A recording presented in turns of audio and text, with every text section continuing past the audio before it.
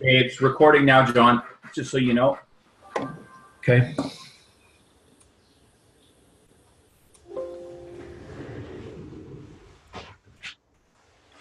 John, do you mind sending me a copy of that recording after we're finished as well, when you send it to Kelly?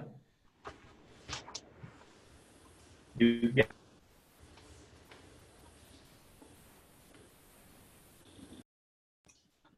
Okay. So, thoughts on your end from last time? Any concerns or things that came up in conversation? John, why don't you go? Well, there's yeah. I mean, we've had quite a conversation, and maybe I'll let Brian relay what he got, because Al. First of all, we all really appreciated it, and we're all excited about where it's trending. I've been getting a flurry of emails from Gareth, who, of course, is concerned that we're going to mess up all of our marketing. And I just kind of say, well, it's okay. We're looking. We'll just look at what's going to happen, and then we'll decide. And I'm not sure what's going on there, but anyway, he's been a bit concerned that we're going to jump into something. I don't know what.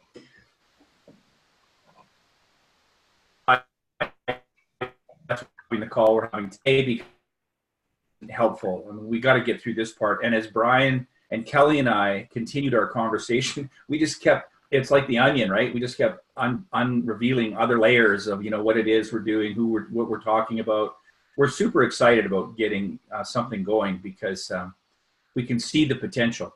But there have been a couple of little adjustments at the top end, at that lowest friction point of entry, the lowest access point, or lowest friction access point, however exactly you said that. Yep. And I apologize for mispronouncing the distinction, because we'd be upset if you did that with ours. But the whole thing around coaching and training, and Brian, I don't know, do you want me to just go ahead? Maybe I should, because then you'll see if I actually get what you said. I'll speak to it, John. Okay, that's fair. But anything? That's good.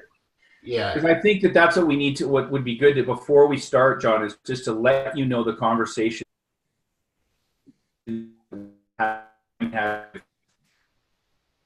John Watson. John Watson. Restaurant. Is John Ouellette breaking up on you, John Watson? Yes. I was just going to say that. Yeah, John, you're breaking up a lot. You're freezing occasionally and stopping. Okay, I'll let you go.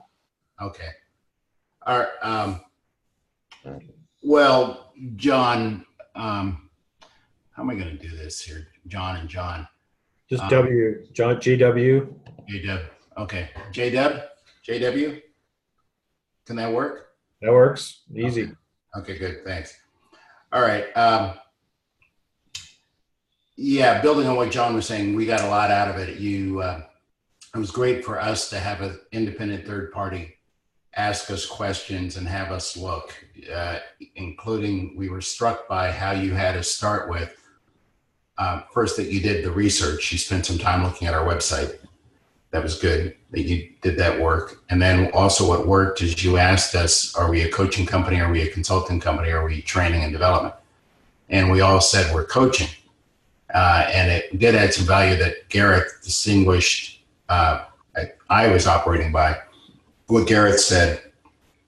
Consulting is someone who comes in, does a report, doesn't do any of the work, high priced, and then leaves. We definitely are not that. Coach, as I got from the way Gareth articulated it, is someone who's been a player before, someone who's been in the mud, someone who's got that experience, and they will actually coach you based on their experience. And then trainer is somebody who comes in and trains and delivers a specific program to produce a specific outcome. And when you'll remember that we all aligned on, oh, we're a coach. That's the apex of the pyramid. And that resonated with me anyway, too, when you had us look at the apex of the pyramid. And then we went to the next level and we said, what kind of a coach are we? A business performance coach.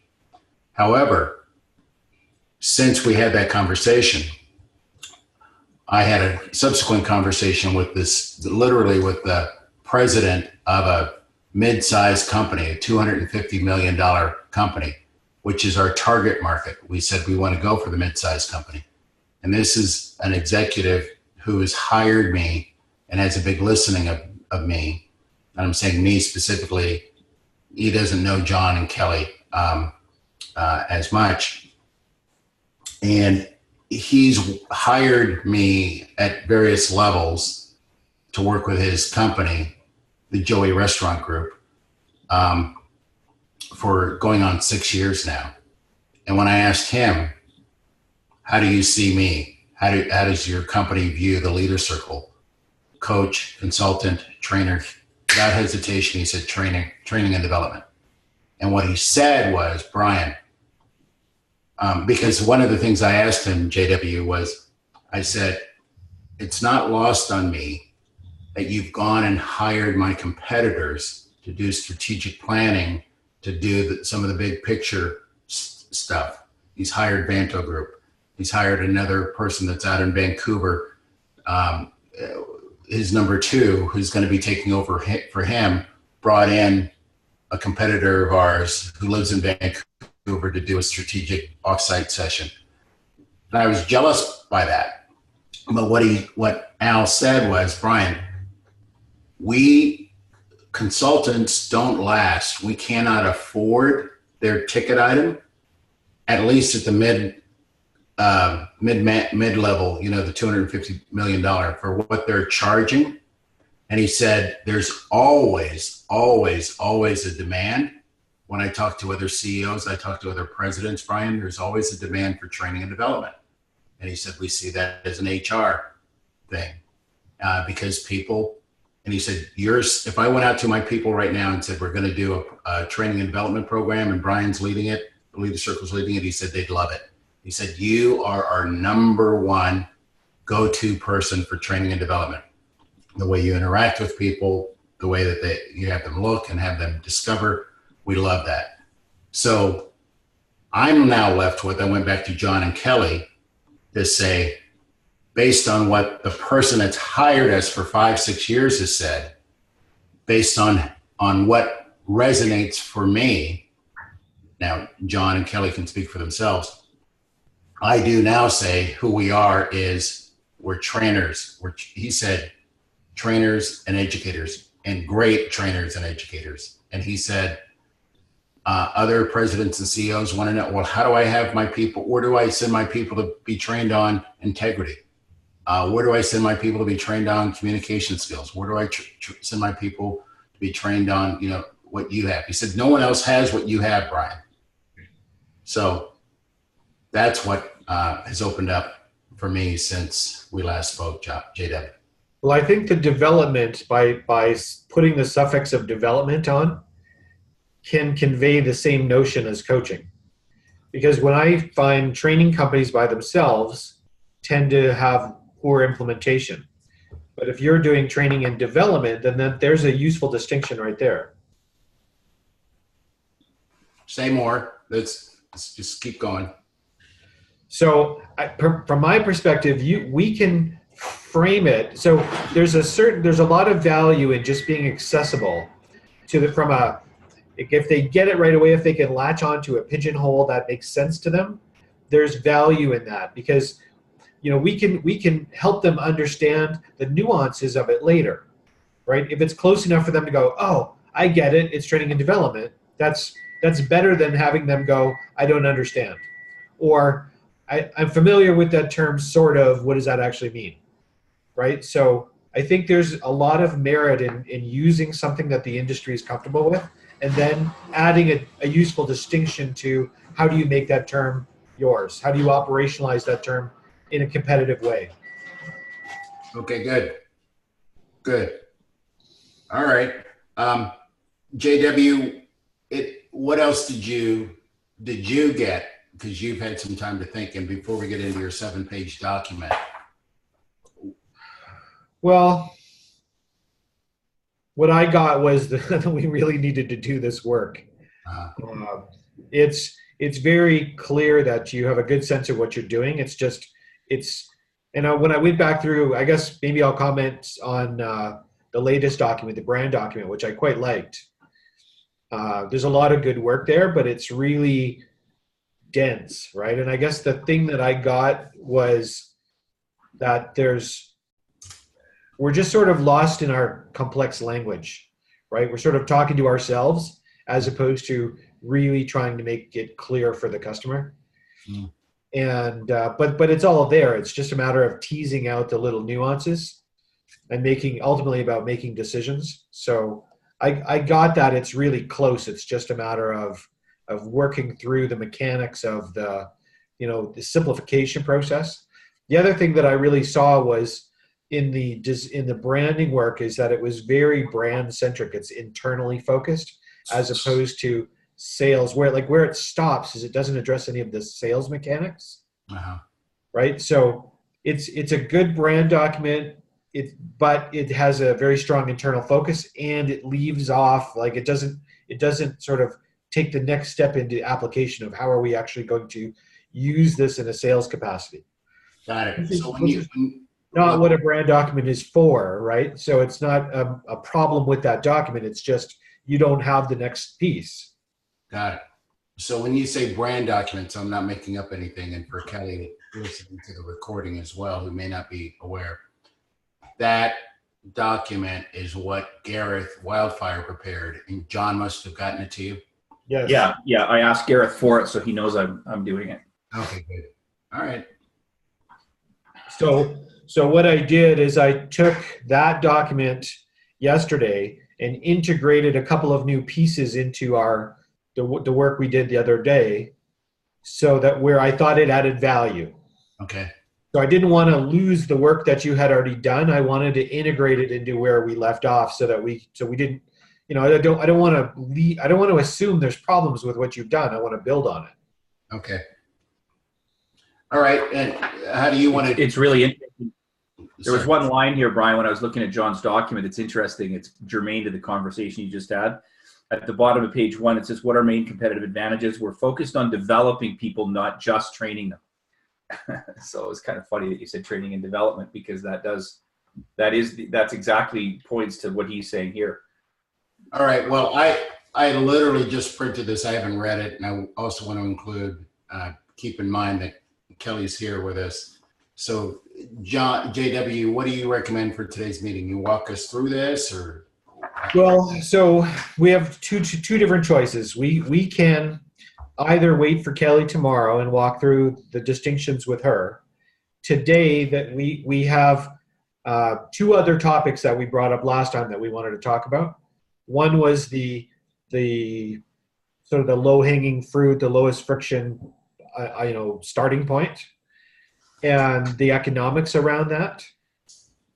So the sales hierarchy and the economics are really the two things that we could be talking about today as sort of new things that we can, add to the conversation and bring all of that to Kelly tomorrow.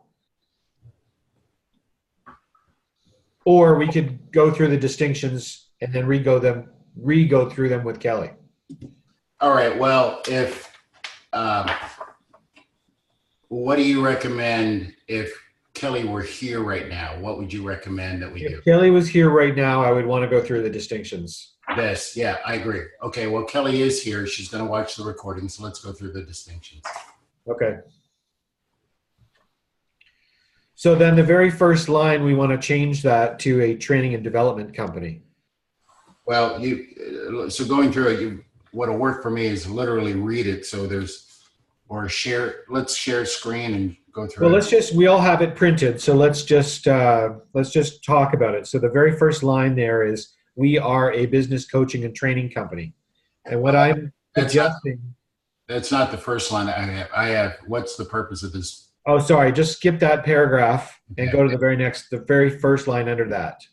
All right. Well, I'm asking you to lead, and now I'm jumping in. But given I haven't read it, let me read it out loud, or just because you put some thinking into what the purpose is. I don't want to assume it. Yep. So actually, would you just start with the first paragraph, please? So this brief is a tool. Its purpose is to inform everyone in service of this business who we are and what we're committed to causing. With this brief, each potential advocate must be able to see their own opportunity to contribute to your success. All right. So this brief is not only for us internally. Who's the audience of the brief? Well, the advocate, say Gareth would be an advocate. Myself, right? So anybody who's working to support you and helping to grow the business, Okay. any staff that you have. So not only does this first and foremost informs the leadership team what you're all in service of. All right. When you agree with it, then we as a service community can actually help to create the business. Yeah. In turn, that becomes your sales and marketing material, which enables your network and your clients and your prospects to also understand what you're all about. Brilliant. So it's technically an internal document because this is not packaged for marketing, Yeah. right? These are the sort of the root words, the root decisions. They're effectively a whole bunch of decisions that are simply articulated that will in turn get turned into marketing, sales and marketing speak. Great. I'm with you. That was good. Okay.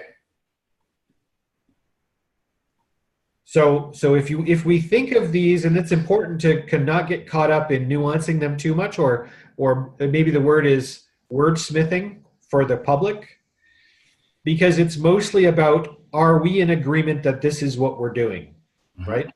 That's the primary goal here, because if it is, then we can wordsmith. I'm with you. Okay. Keep going. So given that intention, we are, and based on following up on our earlier conversation, we are not a business coaching and training company. We are a training and development company. Brilliant.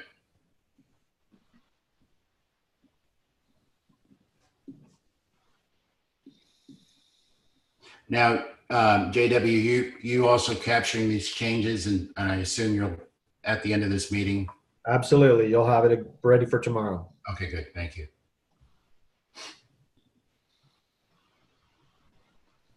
So we exist to transform organizations. So what I did is I pulled these points out of the Unleashing Human Potentials document. I have taken a tiny bit of liberty and rephrased them a bit. Mm-hmm. So what we've said in that document is we exist to transform organizations. We originally said we empower organizations to transform. And I've just whittled that down to we transform organizations. Yeah. Hold on.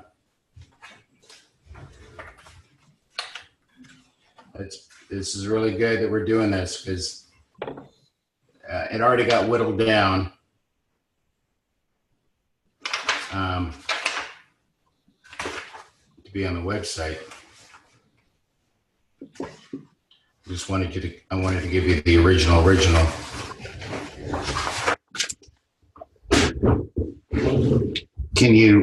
I just need like 2 minutes to find how we originally said that. And can you say a little bit about why you whittled it down, what your thinking is? Well, we empower organizations. So my thinking on all of this, and I may be contradicting myself a little bit with the not trying to wordsmith, but part of the exercise here is a recognition that people's attention span is really short. And that our first job is to help them pigeonhole us and get it at I don't want to say superficial level, but at a level where they start nodding in agreement, not necessarily getting all the nuances. Gotcha. So you remember we had talked about that pyramid structure where we want to have sort of a inverted pyramid sort of hierarchy of communication, right? Yeah. So really the biggest challenge we have is most people have a very short attention span. They don't listen to start with, and then they don't listen carefully. So we have to earn every little bit of extra attention. Yep. Right? So when we start our conversation, we have to give them what's really germane and meaningful in tiny little bites that we in turn, they go, oh, yeah, I get that. And we want them to ask or invite what does that mean? Or how do you do that? It's like, we don't want to tell them everything all up front. We want them to ask us for more. Yep. So my intention on all of this is to get it down to not necessarily a super perfectly articulated long version that doesn't leave anything out. Yep. It's what's the essence of the point. Okay. And I would say that's the biggest opportunity in this Unleashing Human Potentials document, because I see that in that document, what you did is we're very careful to articulate more of the full meaning of what you had in mind, rather than the immediately accessible version. Gotcha. All right. I can't find what I was looking for, but this works. So we exist to transform organizations, to connect people to what's possible, to cause results that make a difference. All Right. Okay. So those 3 points came directly from your document, Yep. subject to a little modification on my end. Yep. The one that stuck out for me when I read it as potentially, that I wanted to bring up was the last point, which is to cause results that make a difference, which translates into we want to make a difference. Mm-hmm. Right? And I'm not sure that I guess I want to ask you about that, because I know that for most people, one of the key things that they want to do is they want to make a difference, right? They want their work to make a difference. Mm-hmm. And I see that as an internal thing, as sort of an internal rallying point of who we are as a company. We want to make a difference. But it doesn't necessarily say anything, like it doesn't add that much to the first 2 points. So if I'm trying to go, what are we doing? Is like we're transforming organizations and connecting. I guess we would do it the other way around. Is we're connecting people to what's possible and then transforming our organizations. Right? From a linear perspective, the first thing we need to do is connect them to what's possible. It's that big audacious goal, and then we move the organization to transform into that, right? Into an organization that creates that. So I'm just wondering if that third point is necessary. I think it is. Go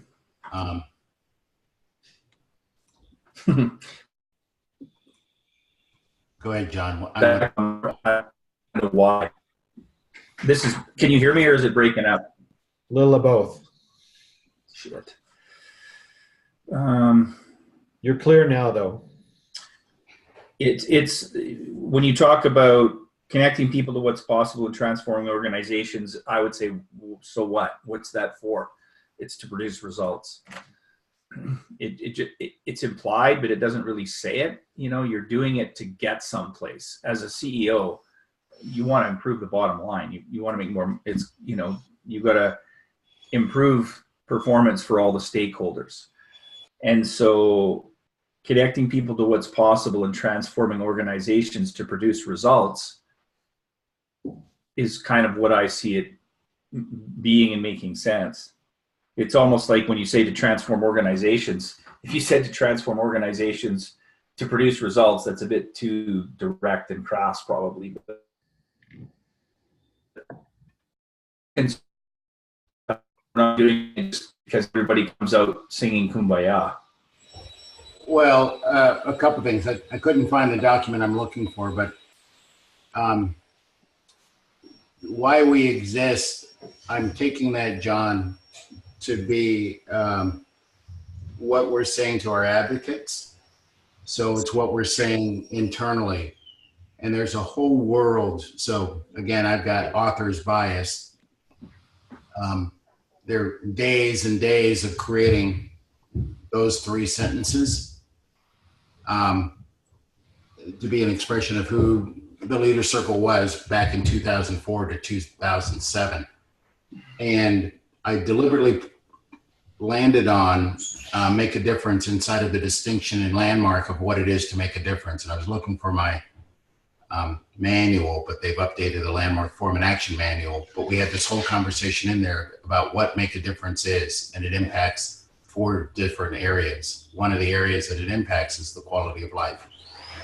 So making a difference, everyone uses that term now. It's become bastardized, like use this laundry detergent, make a difference, or use this deodorant, make a difference. No, we mean making a difference. And it goes back to what I heard you say, JW. People inherently want to know that they have made, Stephen Jobs said, a small dent in the universe in the time that they're here. So I'm looking for some way to express that what I'm doing at TLC is making some kind of an impact. So that's a totally internal kind of discussion? Well, it's not totally internal. It's going back. That's why I wanted us to spend time as we did. I'm sorry, I've got cleaners in the background. Is it intolerable, the vacuuming? No. Okay. Nope. That's why, John, I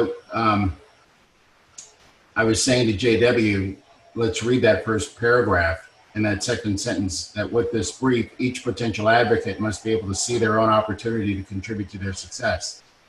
So I assert, John, that as you said to me when we had the call, I want to make money. You said that's a given. We all want to make money. And then, John, you said to me, well, how come I'm not pumping gas or running a bar or, running a brothel? No, why I'm doing TLC and why I'm working with you and why I'm working with Kelly and why I'm working with like-minded people and why I'm not coaching every single Tom, Dick, and Harry out there.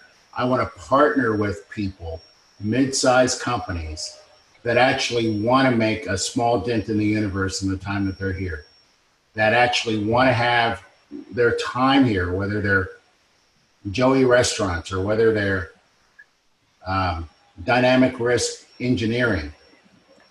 They have something that they're about is making an inherent difference, quality of the lives of the people that work there, quality of the lives of their customers, quality of the lives of the company, that triangle theory. And that's that why. I mean, really, you're speaking. So I'm sorry. I've got two ideas. What you're talking about is sort of the Simon Sinek sort of why. It's that core sort of reason. Golden circle. And I guess what I'm starting to see is these are actually 4 different points. So you've got, we want to connect people with what's possible, help them make a difference, transform organizations in order to get results. Right, so there's a linearity to it, right? So I'm just seeing it now as 4 different points. Well, I don't get the 4 different points, and I get 3, and I notice I'm a little allergic reaction with linear because that goes against. Well, call it circular. Yeah, and certainly, and I heard John say, JW. I heard John say when you said. Sam, what's the guy's name you said, JW? Simon Sinek. Simon Sinek. John, what did you say? Golden circle? He refers to it as the golden circle, yeah. Because it's a target sort of metaphor. Got it. Well, leader circle. I'm all for circles. Knights of the Round Table, inclusion. Yeah, when I say linear, I'm not necessarily. To me, linear is a framework that helps people understand, not necessarily that it isn't, like even a circle goes in a, if you go around a circle, it's still linear, right? Okay. So one of the things I always look for is the ease of comprehension. So when something occurs as a logical, natural process, right? It's like when you say something that's inherently linear or logical, if you don't like the word linear, use logical, right? It goes in a sequence. There's and it could be a circular sequence. And to me, it's irrelevant, right? It's just, it's like, oh, that makes sense. I'm with you. So the sequence and why I was suggesting it broken up into 4 points is that the results are the outcome, right? So we're in service of results. That's sort of the last point. So we're trying to connect people with what's possible. That's the strategy piece. We're connecting them with why they're doing it and trying to help them feel like they're making a difference so that they get that discretionary effort. when you do that at an organizational level, you're transforming the whole organization, and the end result is that they sort of make the dent in the universe / make more money.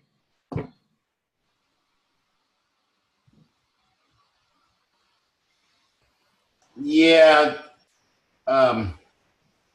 it's not / make more money. It's I don't know that he was trying to put you're not trying to write the words with that, are you, John? Not at all. I was just trying to say that the point. The point I'm trying to make is that you get the results by virtue of doing the first three things. Okay, so say what the 4 points are.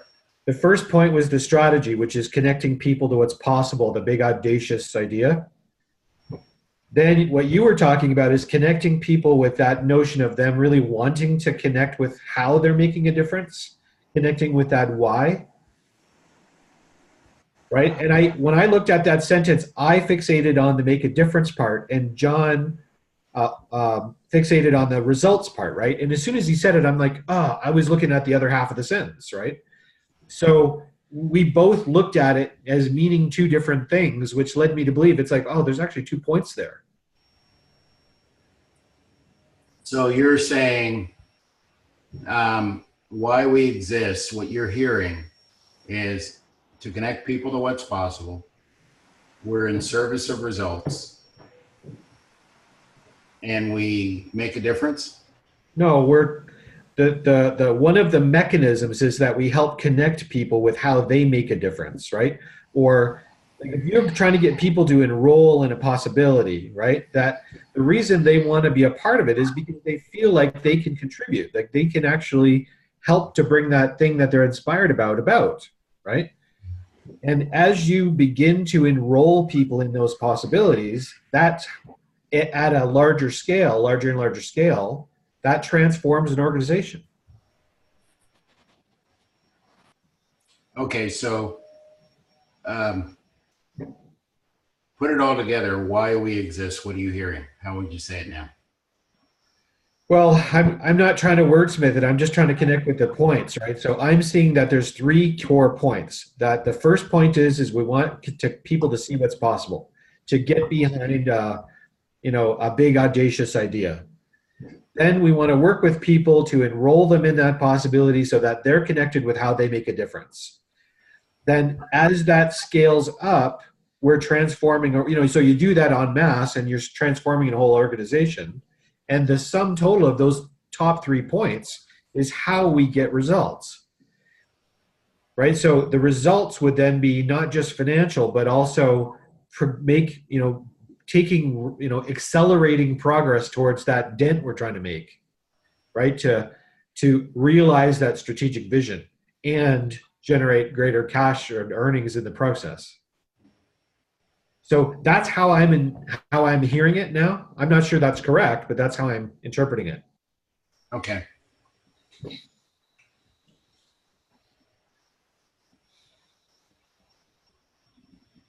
I'm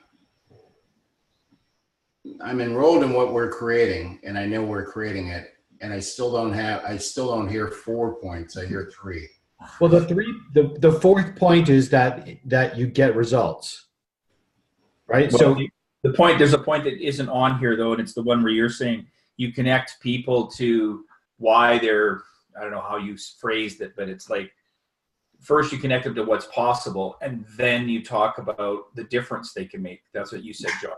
That's right. That's that enrolling people in the possibility is, when people talk about discretionary effort, right, is if I feel like I'm making a difference, if I'm contributing and I'm connected to my contribution, then I'm willing to show up and do more because I'm connected to my contribution. I feel like I'm making a difference, right? I'm in the service of something.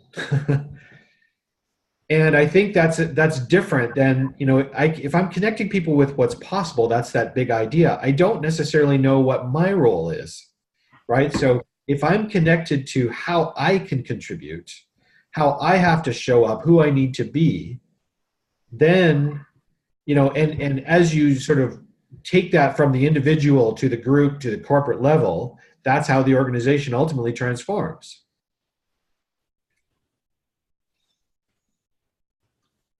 So I guess I want to catch myself because I don't want to bias this, right? My intention isn't to bias, I'm just sharing how I'm hearing this. Oh, I think this is brilliant. And I think it's necessary for us to do.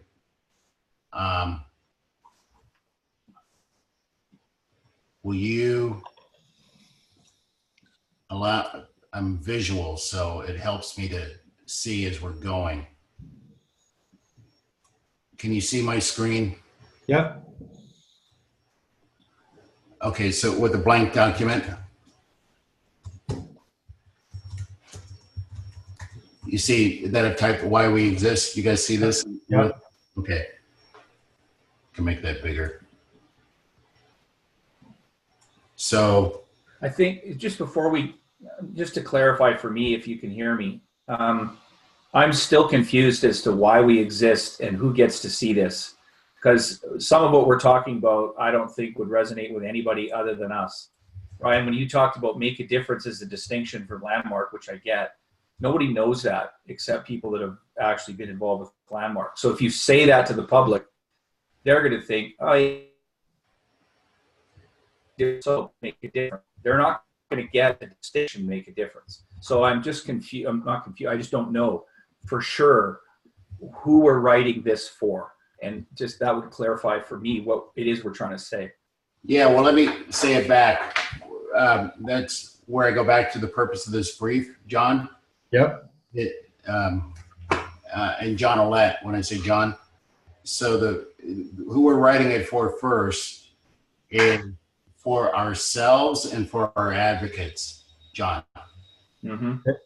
So that you're naturally used, whether you're on an airplane next to someone, what do you do? I'm never expecting, I won't say never. I don't anticipate we're going to put this on our marketing material and advertise from it. However, you will find yourself using words that we're now creating in this conversation as your own. And you'll find yourself expanding on them. Is that responsive to what your consideration is, John? Yeah, it makes a big difference. Okay. Because I was hearing it two different ways. Yeah. So I'm getting these pop-ups in my bottom right-hand side. Can you guys see those pop-ups? It's my pop-up. Okay. All right, then I'm going to stop trying to close them. All right, so why we exist is, let me just capture this first, and then we can edit it. But this is what I got: to connect people to what's possible, to enroll people in that possibility, the one above, so that they make a difference. And then kind of subset here as their natural self-expression. But let me capture this and let me come back and say more. And then something around why we exist: to have organizations and individuals actually achieve the results they've promised. Now, this is not it yet. However, when I look at my own as lived experience, 20 years of being someone who assists with Landmark. Landmark's mastered this. They have me for no pay. Literally, I did a 3-day course. I'm connected to what's possible in life beyond my default way of being. Then I got enrolled in the possibility of all human beings being able to create their world. Then, so that possibility, and then now I'm out to make a difference. And it's my natural self-expression. So my natural self-expression is making a difference is distinct from yours, John Roulette. I'm a seminar leader, and you know, and then JW's is different, but we're connected by, we're all graduates of the forum. And then what Landmark's also doing is to have organizations and individuals actually achieve the results that they've promised, whether to my daughter or whether to my partners, whether to myself. So when I look at what had me get out of working for somebody else and want to have my own shingle with the Leader Circle, it's an expression of what I'm doing with Landmark. I want to have that available for all organizations. And for me, the way that we're beginning to capture it here, John, is saying that. Mm-hmm. Yeah, I'm more connected to this than what was on the sheet already. So yeah, I get it. I think that the way you've written it here, since it's an internal document, it's better to be more expressive than less. Like, say what you mean. And I think you've said what you mean here in a much clearer way. Yeah. Thank you. Now, JW has got to wear two hats because he's got to be able to hear you and me and Kelly say this, and then he's got to strip it down in a way that we can say it in non-Landmark speak, and it does resonate to someone wanting to pick up the phone and call us and hire us. Right, and I'm comfortable with that. So, okay. The main thing is I can't do that unless I understand the point. Yeah. So do you understand? What are you getting for yourself? I'm getting that we are now in agreement. Yeah. This is what is on the screen is why we exist. Great. Yeah. What's that? I agree. Yeah. Why we exist is to connect people to what's possible. And I love the JW that you had me see, the linear piece or the circular cycle to that. So once you're connected to what's possible, once we connect people to what's possible, versus time clock versus show up, but then we enroll people in that possibility so that they make a difference. Well, what's make a difference? Well, it impacts the quality of their life. It impacts their performance. It impacts the people around them. It impacts their environment. And they do it as their natural self-expression. They're not clones, working for some medium-sized $100 million organization. They chose that organization. This is their expression of it, whether they're in customer service or whether they're in HR. And then ultimately why we exist is to have organizations and individuals actually achieve the results that they've promised, that they've given their word to. And we train and develop you and people in your organization to do that. Okay. So to go back to your earlier question, John, is part of the reason we do this framing is because everything else that comes afterward should not disagree with that core why. Mm-hmm. Or it needs to agree with that core why, if it's in a positive way. Mm-hmm. Okay. So let's move on. Yep. So the translation of that in our vision is to create and support a community of extraordinary leaders to make a difference without being in front of, well, this is from your point, Brian, which is I want to make a difference without being in front of the room and to become the go-to resource. So the real vision statement we said earlier was to create and support a community of extraordinary leaders. Yeah, that's not quite it as I hear it back. Yeah. John, you want to start on this one? Ooh, I don't know. I think that extraordinary leaders is limiting in the kind of conversation we're having here because it's for everybody, right? And I know that everybody can be a leader. I'm just trying to. John, a place to look from is you could have run another company. You could have coached on your own. You could have become an employee. You get an offer a couple times a year. So what was your vision that had you say this work, that had you say you're going to do what we're doing? What's your vision? Yeah, without wordsmithing it, I would simply say that it's to empower people and their companies. You know, like when I talk to people, I talk about the fact that it doesn't just make a difference with companies; it makes a difference in people's lives, and that's what I like about it. It's way more than just having the company do better. Mhm.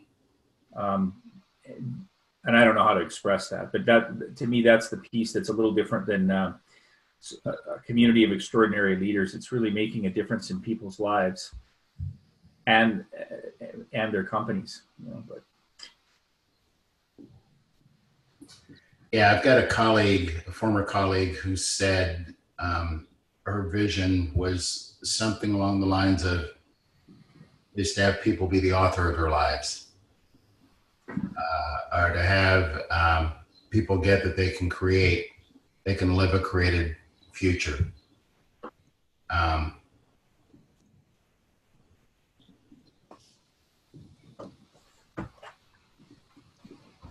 So one of the things that occurs to me as we're talking is both of these are presenting as personal as opposed to corporate. Yeah. Now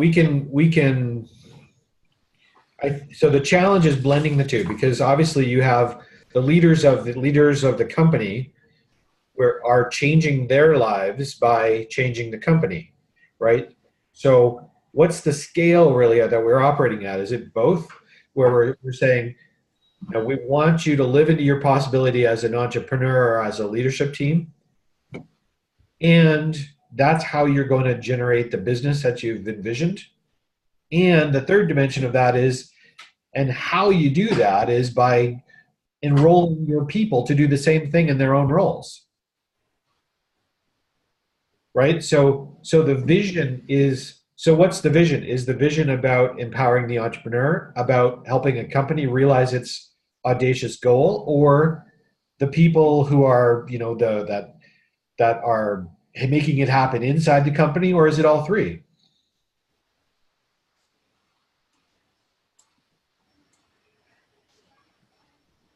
I think it's all three. Well, yeah, it's closer to all three than not. But what if we just build off of what we just created? I've gone back to share screen. Couldn't we say that this is our vision? Our vision is to connect people to what's possible. Our vision is to have people make a difference as their natural self-expression.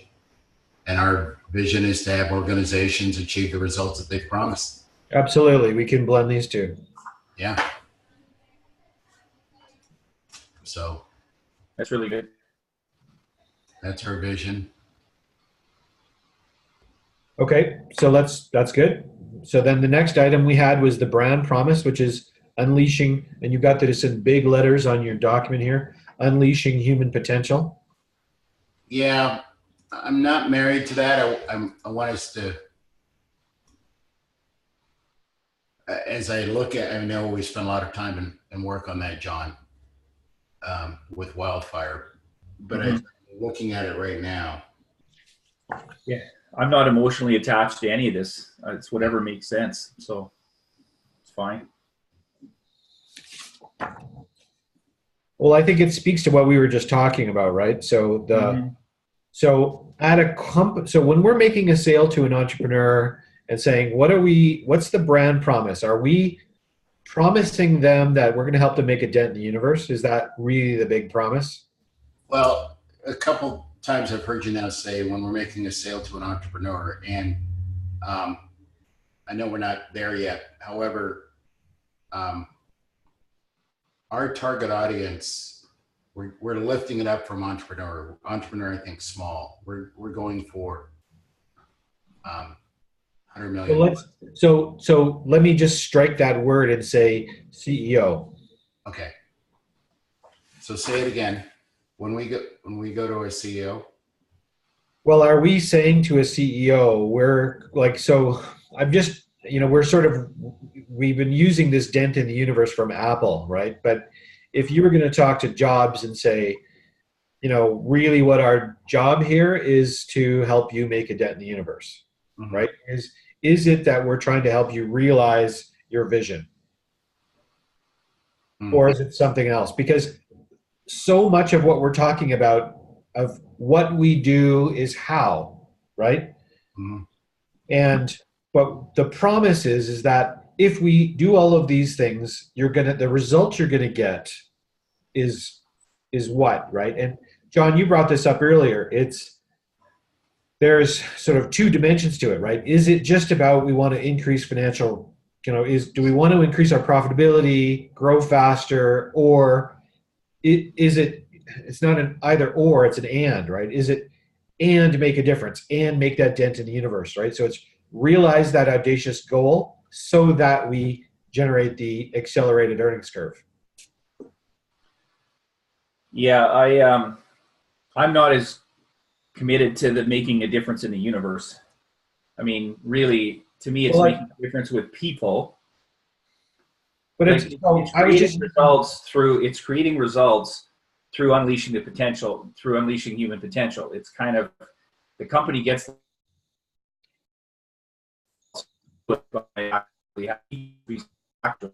you're breaking up, John. I can't hear a word you're saying.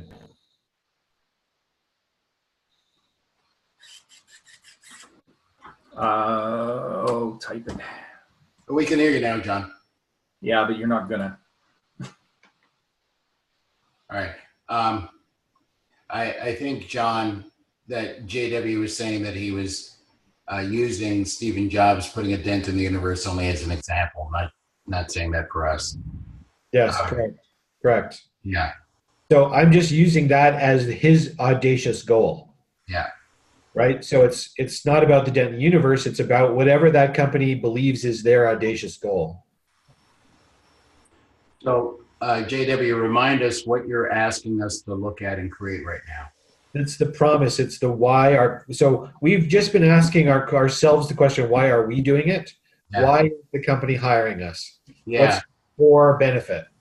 The benefit for them is, and what they count on us for. I'm thinking back to Al Jessa, what he said. He's counting on, you know what I see missing, I'm going to say it long, you'll paraphrase it. What is missing? My people aren't doing what they said they're going to do and they don't do it on time. Or my people don't get along. Or so what they hire us for is we hear their presenting issue. And or another way of saying that, JW, is we hear what keeps them up at night. Or another way of saying that, we address those barriers between where they're actually at and where they're committed to being. And we have a way of having an entire organization of people go beyond where they normally would stop, see what they don't currently see possible, and take action. So Brian and John, can you just look down a couple of blocks where it says key benefits to clients? Yep. We had identified 4 of them before, and maybe I'll just do this in reverse sequence. Is we had identified 4 key benefits. One was realizing audacious goals, generating breakthrough results, high performance leadership, and then ultimately organizational transformation.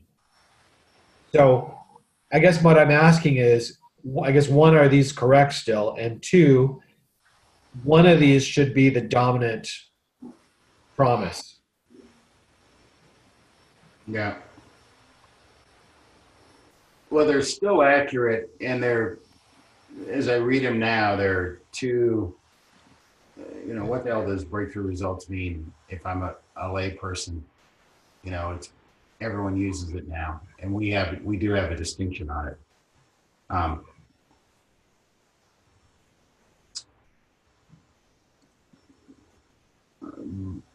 I think that, John, did you want to say something? No. Okay. Don't get quiet though, because we can't hear you now though. We can. Yeah. The technology can be frustrating.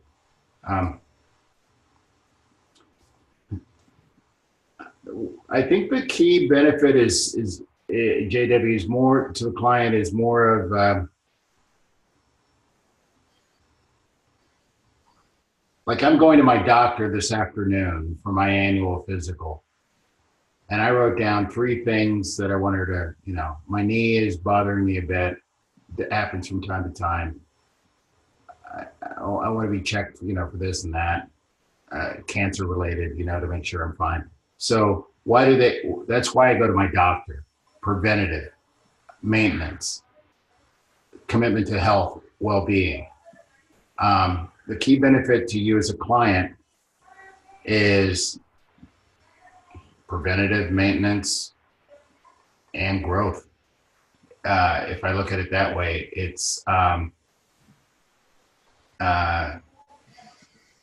having your people continue to be nurtured, trained, developed to consistently operate inside of your specific vision for your company and consistent with your values for your company. That's a key benefit for you. Wells Fargo Bank says, trust us with your money. But scandal after scandal, embezzlement and cheating and people lying about the loans and, it's hundreds of millions of dollars that it's cost the company. Now, why hire us? You won't be the next Wells Fargo. I mean, so that's what I mean by preventative on the one hand. More importantly is you say you stand for this. However, we look at your results, we look at the actions your people take, the actions they don't take, they're inconsistent with this. So we have a way of getting what you say you're committed to and where you're currently at and closing that gap.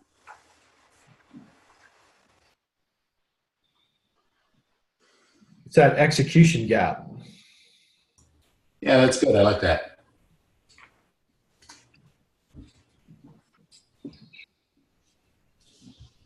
Well, I think I borrowed that from John last time. But let me before I jump into that, I like that wellness analogy you've been using, and I think about sort of what most people do when they go to a chiropractor, for example, is their back is killing them, and that otherwise they wouldn't be there, right? And then either you fix the problem and that's the end of it, or they enroll them into some sort of a long-term wellness program, right? Where they get into the preventative maintenance, so they get less of those critical incidents. Yeah. And John, your experience, are people reacting more to problems or the opportunity of, like, you think about it, I'm reactive because my back is killing me, or I'm seeking a wellness opportunity? Which one is the more frequent occurrence? Which one is more inspiring when you're going in to talk to CEOs? It's the potential. It's the potential for something more. And sometimes it comes as a consequence of fixing something that's not working, or finding what's missing. But it is, they don't want to just make it better. They're looking for a result. Now, sometimes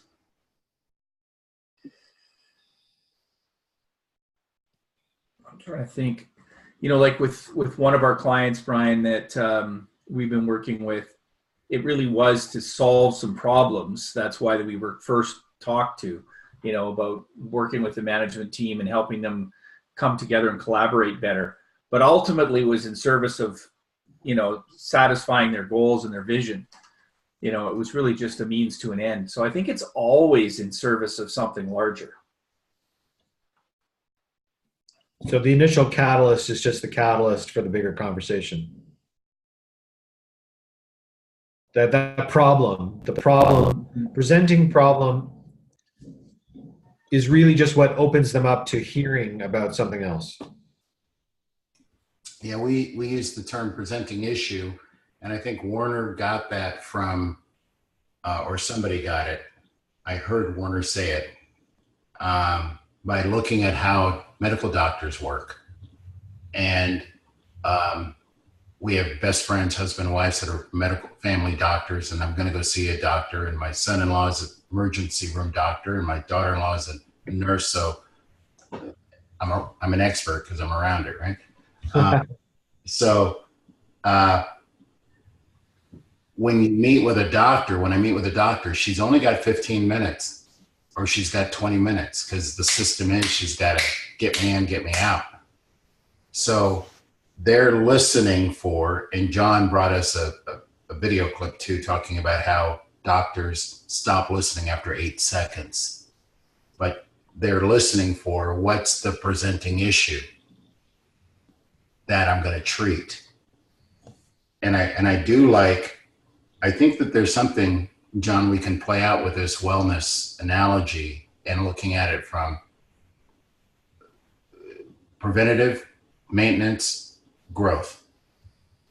You know, the company, you want to grow, you have an opportunity to grow your people and their capacities, grow your bottom line, grow your revenue line. Is it something preventative, something that's happening to your industry?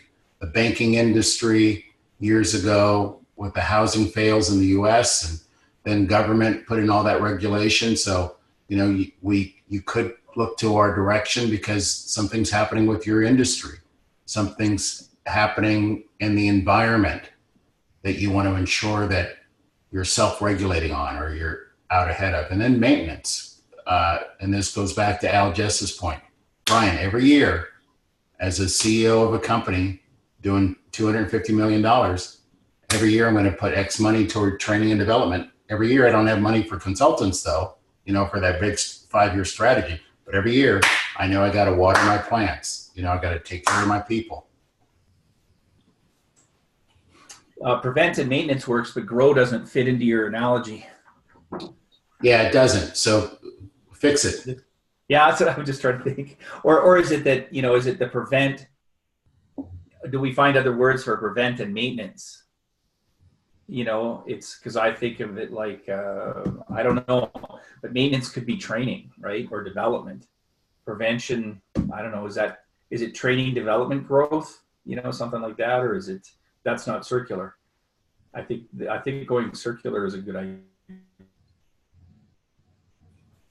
Well, it could be a circle, preventative, maintenance, you know, like 3 arrows, you know, preventative, maintenance, flourishing instead of growth, or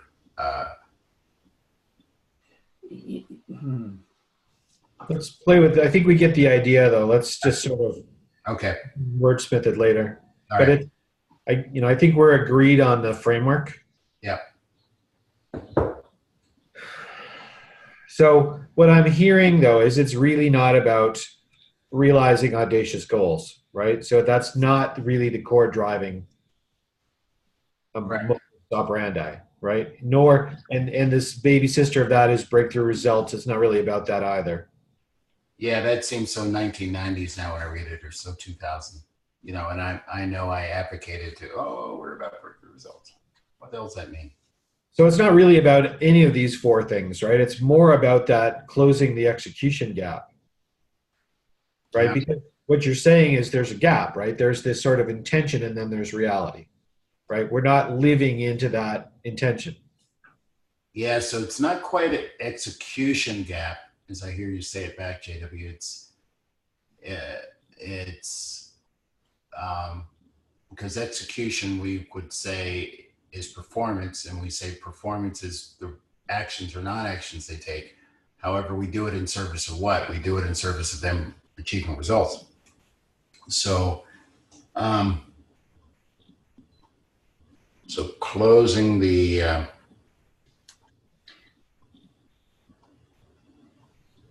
what is it, John, if it's not execution, or what's another?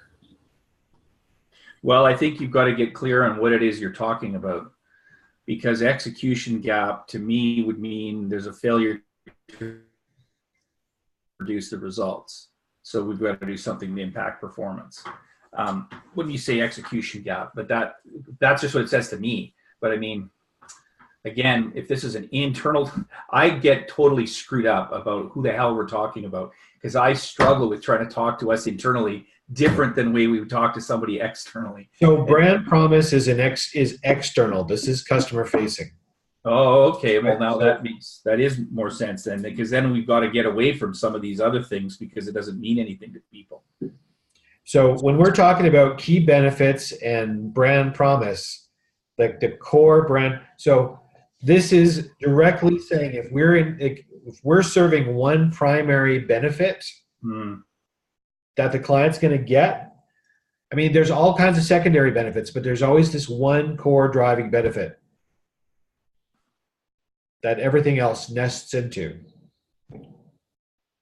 Like for me, it's earnings growth, right? I'm in service of powerful self-expression and sustainable earnings growth. Those are what you get, because that's what our whole company is built around.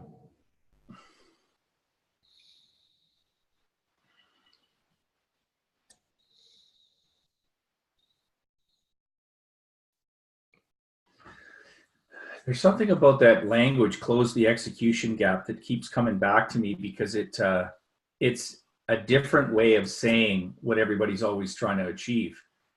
I haven't really heard it expressed quite that way, but that is the issue. And the thing is, that could be engagement, retention, bottom line, top line sales, productivity, all of that fits into closing the execution gap, which we would define as performance. And we know performance is affected by the way the situation occurs to someone.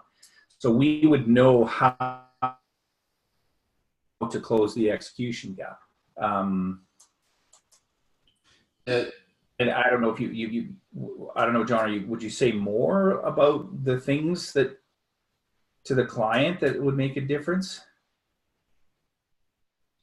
I don't know, like you don't want to create a list, I guess. No, well, the point is what we're trying to do is close the gap, right? So even if we were to simplify it down even further and say, like, we can make it mean something more, but are we really in service of closing the gap? No, we're not.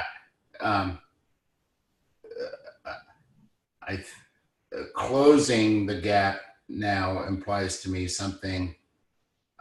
It's like in our work, we coach people not to say, don't say a not, a negative. It's closing the gap implies that it's. Well, then you go back to unleashing potential. But the exterior crowd. So what does that mean? Yeah, and so it's not unleashing human potential either. It's. I wrote down, and I don't like this, but I wrote down empowering people to perform. I think that's too vanilla. It's, however, one is closing the gap sounds reactive. Something got open and something's bad and we got to close it. I'm looking for us to have something that's more proactive as a what we would say is our brand promise.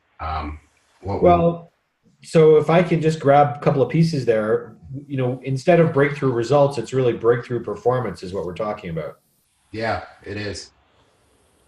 We've called it high performance, but yeah, breakthrough performance. Yeah.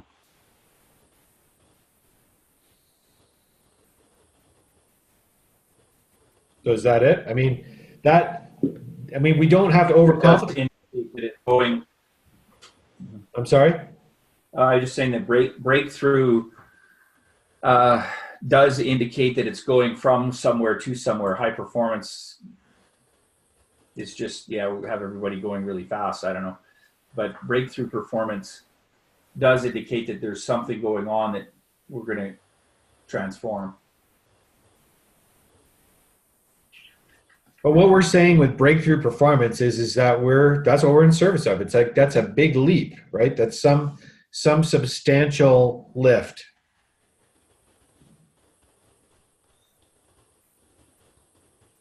Yeah, it's good. I think we're heading in the right direction. I would almost even say, but this isn't it either. Olympic performance.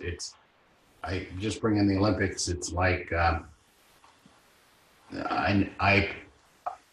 when I was in high school, I was a high school athlete, but I stopped. You know, I never committed to what's it take to perform at the level of the Olympics. So who we are, what we're about, is performance at a level in an arena and beyond where most people operate. How about outstanding performance? Yeah, that's a good placeholder too. Better than outstanding performance.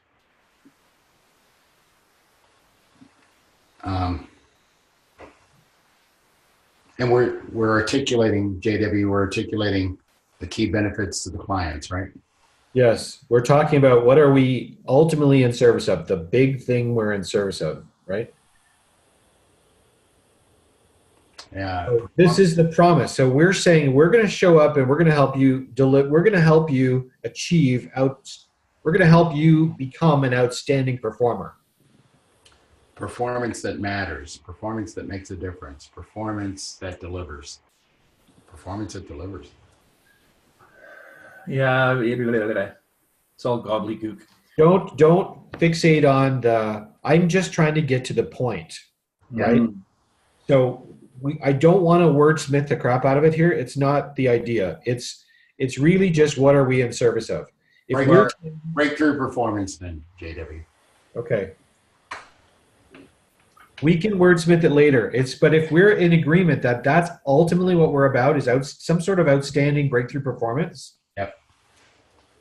Then because that says that's what we're all about, right? I mean, and the way you do that is by unleashing human potential, right? The unleashing human potential is how. Yeah.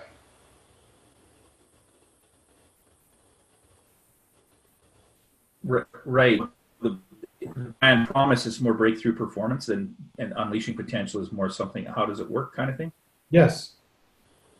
So how does it work is by unleashing human potential, right? So when we show up and get people to engage and enroll and become leaders and all of that, that's how we generate outstanding performance or breakthrough results or breakthrough performance.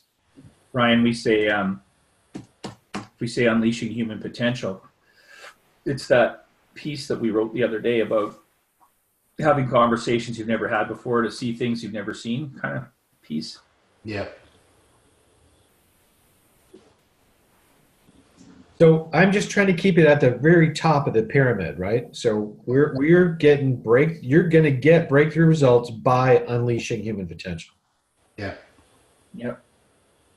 And you get that, you've had that experience at Joey, Brian. Yep.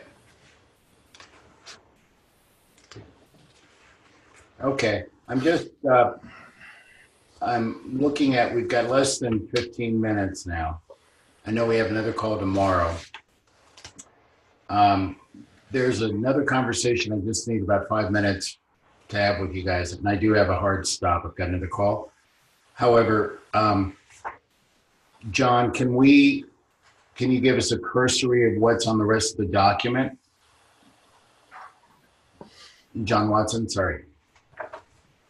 Or what do you want to do inside of 10 minutes? I should ask you that.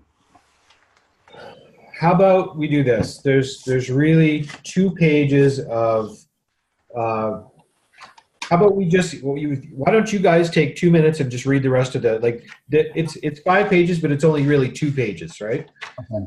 So if you just read the first 2 pages, and then let's talk about what stands out as, if you could tick stuff off and go, yep, and oh no, just highlight what's not right.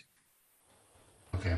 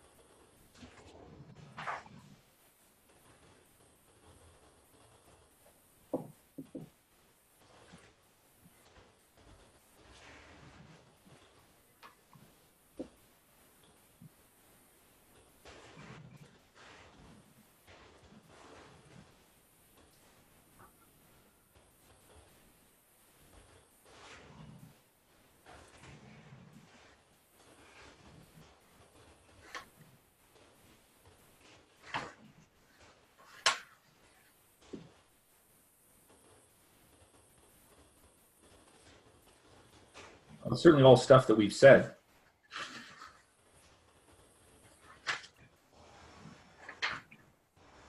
I mean, some of it I would question now that we're looking at it a little differently, but it's all pretty, pretty straightforward of what we've said before. Yeah, I mean, it gets easier, right? The hardest part is this top of the pyramid. Yeah, I see that. All right, what I would say doesn't work on these 2 pages. On page 1, what are our main competitive advantages? I took out embedded on site. I think what we're pointing to is we're local. It's like we have a New York level of product, or London, England level of product, or a Hong Kong level of product right in your backyard. However you want to capture that, JW. Distinct from embedded. And then you keep saying that, but we're not in anybody's backyard except Calgary, right? And Florida. Yeah, but when we're talking about other states or other provinces or whatever, I mean, I don't know that that's. I get what you're saying. Like, I think it's the thing that we're with them for the longer term. We're there to support them, or there's something going on. Like you say, embedded, which to me is important, but not so much the local aspect of it, but Okay. that we'll be there to support them through their development or staying connected. I don't know what the right word is. I worry about using embedded because, again, it sounds like you're going to bring your lunch and move in, which would scare people. But I get the concept, because I agree with you on the concept. Well, I'm striking out embedded. That's the point I'm making, John.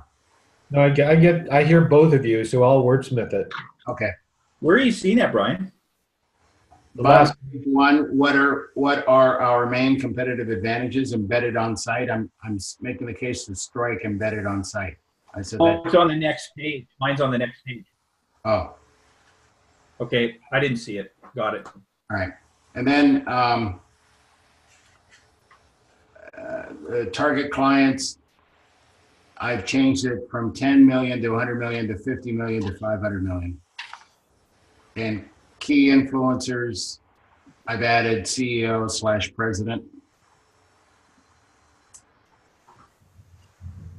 That's what I got.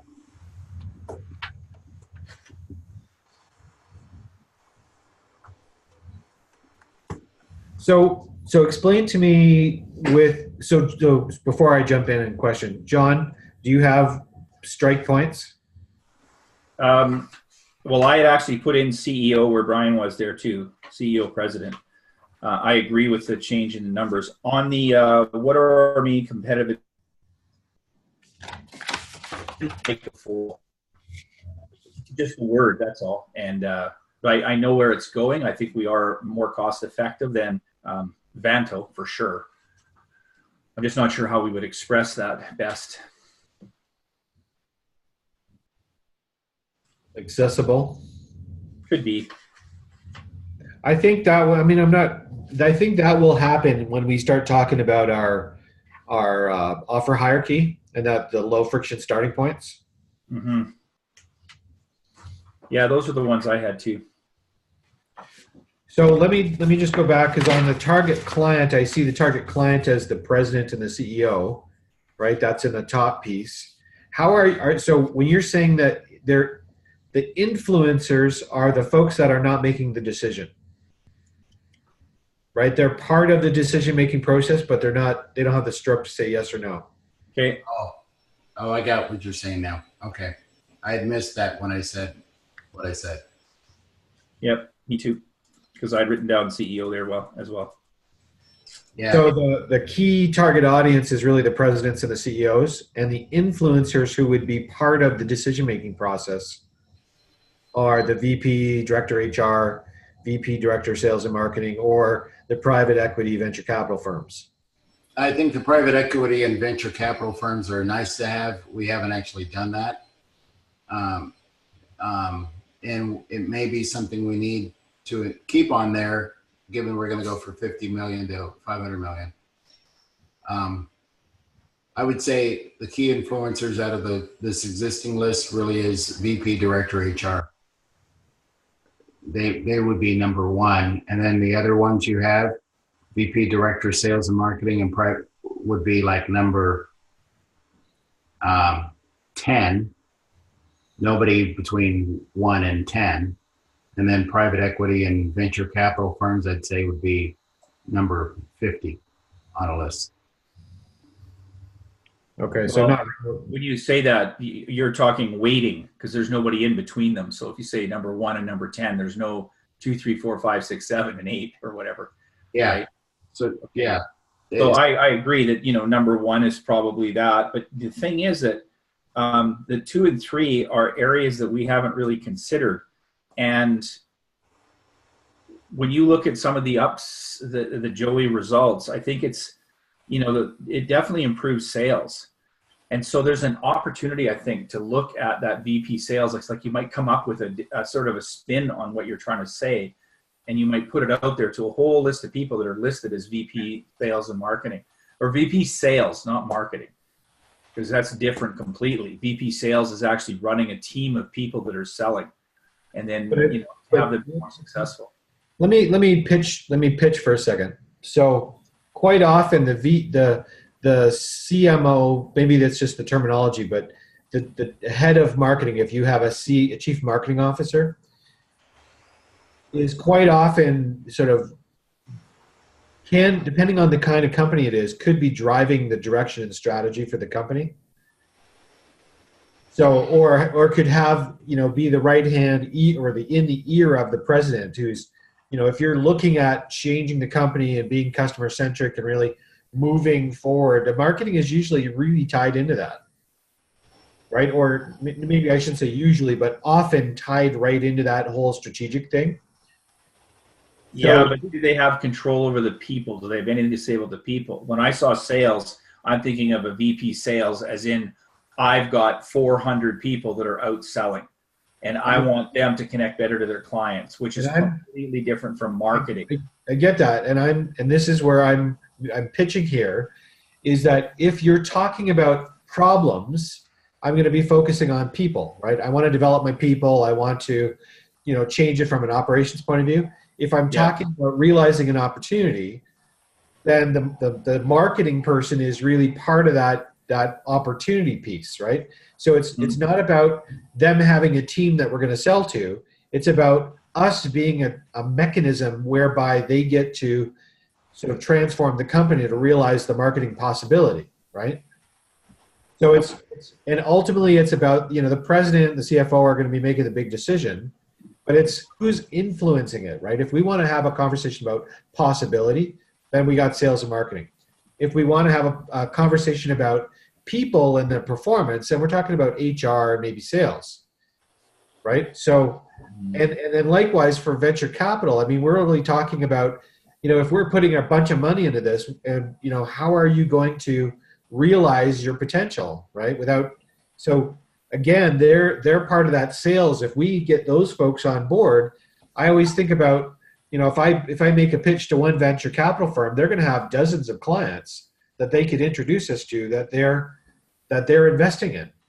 Mm-hmm. Mm-hmm. Right? Well, so good. I agree with Brian on that as far as our internal guys, that VP HR is likely the person somebody's going to come to saying, hey, I need some help. Who have you got that can do this with my people, whether they're the marketing guy or the sales guy? Often they'll go to the VP anyway of HR. But we're really down to the wire here, Brian, and I've really got to bolt at 11 too, because I got to be downtown by 11:30. So, John, this is great. It's if it isn't grinding and a bit frustrating, we're not thinking hard enough. So definitely, it's been beneficial. There's no doubt about that, because I'm challenged to try to figure out what the heck we're doing. Are we okay to leave it here until? Absolutely. I'll consolidate what we've done here. You'll have a copy of this ready for tomorrow's meeting in advance of. Okay. Great, JW. Great. And then, JW, tomorrow, will you be prepared to tell the three of us, which will include Kelly, where you see us going? More of the nuts and bolts, like, guys tell us what you recommend is next. Well, we already know what's next is we really need to work on our offer hierarchy, and the offer hierarchy will translate into economics. Right. And what comes next should come out of that, All right. right? Because, and I'll explain that more tomorrow, but the problem with marketing is how you go about marketing should be driven by your offer hierarchy and your economics. All right. Mhm. Okay. More fun tomorrow. Okay. Have a good day, guys. Thank you. Thanks. Thanks. Really appreciate it. Bye. Thank you.